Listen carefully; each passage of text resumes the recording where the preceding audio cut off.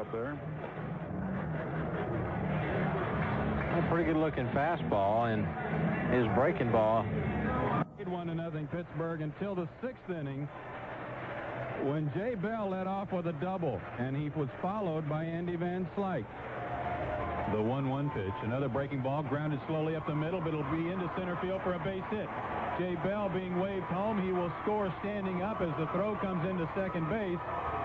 An RBI single for Andy Van Slyke makes it 2-0 Pittsburgh.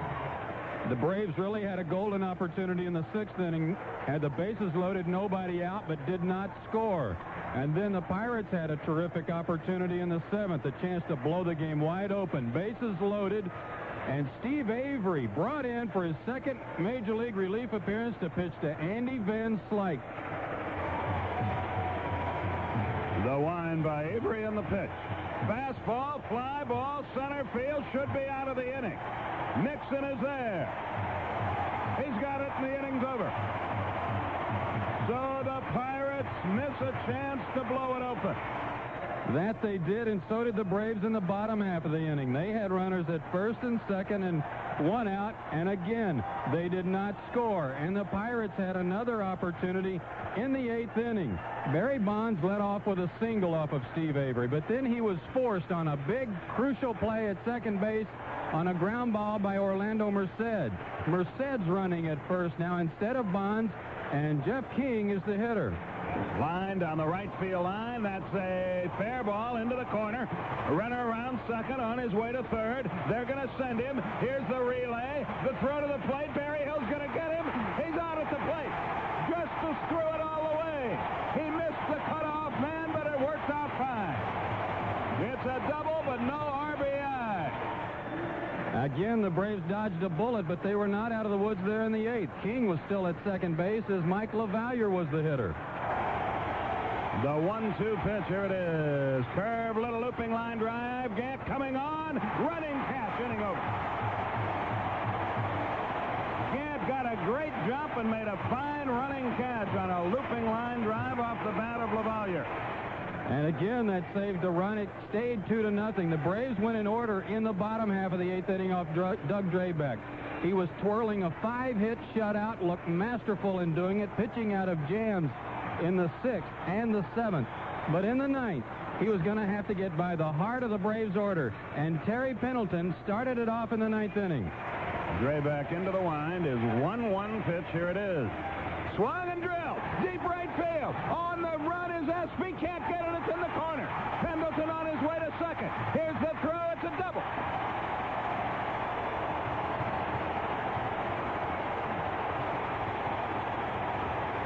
The Atlanta Braves aren't dead yet. Pendleton hit a rifle shot into the right field corner to start the night. Not dead by a long shot. Dave Justice was the next hitter, and he hit a hard ground ball, but here's what happened. Drabek gets the sign from Mike LaValliere, the stretch. The pitch. Curve hit hard on the ground, lean, boots it. Pendleton's at third. Justice is at first. The first mistake of the night. The first and costly mistake for the Pirates. Sid Bream was the next hitter, and he had runners at first and third. 3 balls, no strikes. He won't turn him loose here, will he? Why not? The stretch. The pitch. Nowhere near. The bases are loaded. Loaded for Ron Gant, but here is where Doug Drabek exited. Jim Leland went to the bullpen and brought in the side-winding Stan Belinda to pitch to Ron Gant. Gant up there with the bases loaded and nobody out. 2-0 Pittsburgh. A runner at every base. The stretch. The 1-0 pitch. Swung, fly ball left field. Bonds is back. On the track at the wall. He's got it.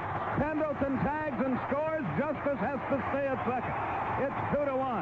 And Gant missed by an eyelash, getting it out of here. So now runners at first and second, one out. Damon Berryhill worked the most precious walk of his life. He took some very close pitches for Belinda, but the calls went his way. He was moved to first, Bream to second, Justice to third. The bases were loaded for Brian Hunter, who hit a flare to second. Looked like it might get into center field for a bloop hit, but Chico Lean ran it down. Now there were 2 outs. The bases still loaded.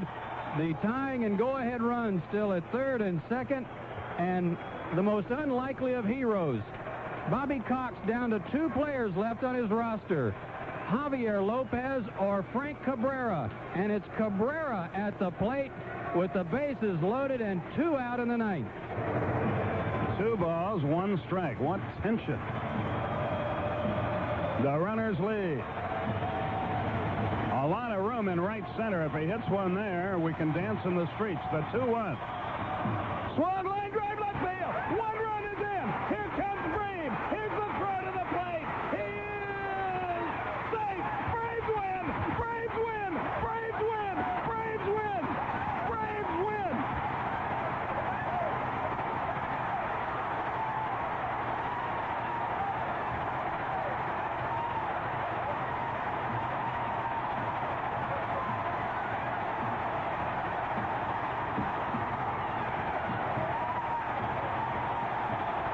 They may have to hospitalize Sid Bream. He's down at the bottom of a huge pile at the plate. They help him to his feet. Frank Cabrera got the game winner. The Atlanta Braves are National League champions again. This crowd has gone berserk. Listen.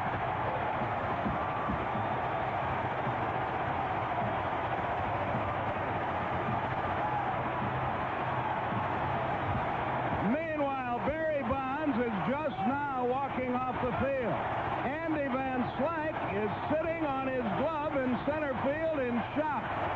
The Braves came from 2 runs down in the ninth, and with 2 outs, Francisco Cabrera got the hit that won Atlanta the game. A 2-run single to left. What a ball game. Andy Van Slyke sitting in center field. Can't believe it. Neither can I. And I still can't believe it. Great call, Skip Carey. I'll tell you what, that one will be etched in the memory of Atlanta fans forever. There's still 25,000 people in this ballpark that won't go home. And I'm going to sue Cabrera because I may never be able to talk again. Well, we've still got some work to do here. We're going to have our roundtable discussion to try to figure out how this all happened when we come back on the Atlanta Braves National League Championship Radio Network. Folks, I'm here with the world's most